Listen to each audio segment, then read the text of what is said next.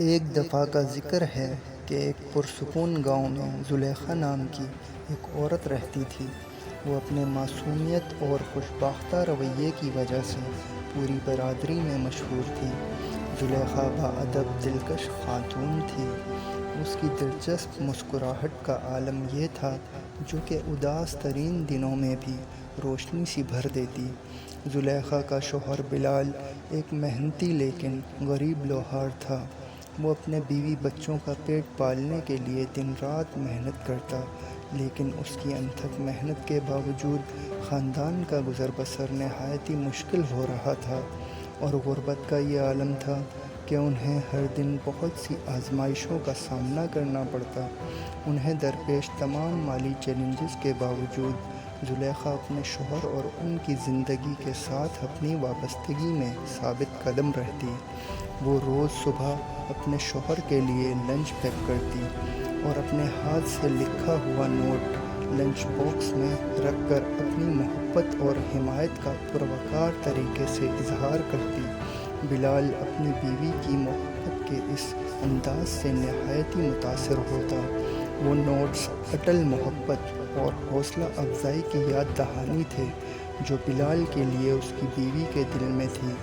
خزاں کی ابھرتی ایک شام، زلیخا اور بلال گھر کے صحن میں بیٹھے ایسے ہی آپس میں کچھ باتیں کر رہے تھے، اور باتوں باتوں میں زلیخا نے محسوس کیا کہ جیسے بلال کے چہرے سے کچھ پریشانی سی چھلک رہی ہو۔ زلیخا نے پریشانی کا سبب جاننا چاہا، اور بلال سے بارہا پوچھنے پر آخر اپنی پریشانی کا سبب بتایا۔ بلال نے سہمتے ہوئے دھیمے لہجے میں کہا، زلیخا، مجھے ڈر ہے کہ میں تمہیں وہ زندگی کبھی نہیں دے پاؤں گا جس کی تم مستحق ہو۔ زلیخا کی آنکھیں گرم جوشی اور سمجھ بوجھ سے بھری ہوئی تھیں۔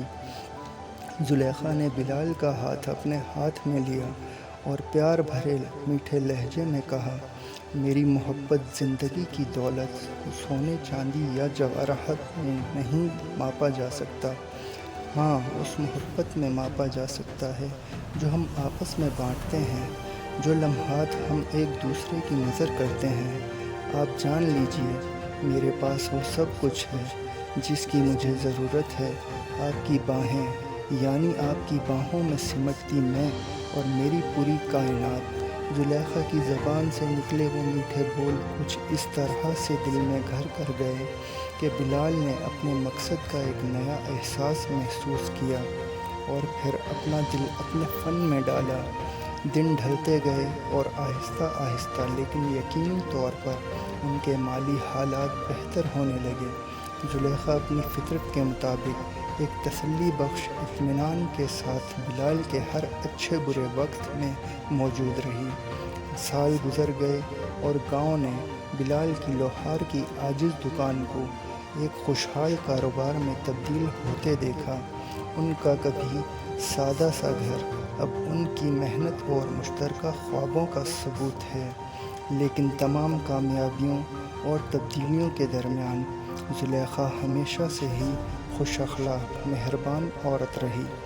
اس کی محبت اور غیر متزلزل حمایت ہمیشہ بلال کی زندگی میں رہنمائی کی روشنی بنی رہی، اور انہوں نے مل کر ثابت کیا کہ حقیقی دولت دولت میں نہیں بلکہ اس محبت، احترام اور مہربانی میں پائی جاتی ہے جو وہ شوہر اور بیوی کے طور پر بانٹتے تھے۔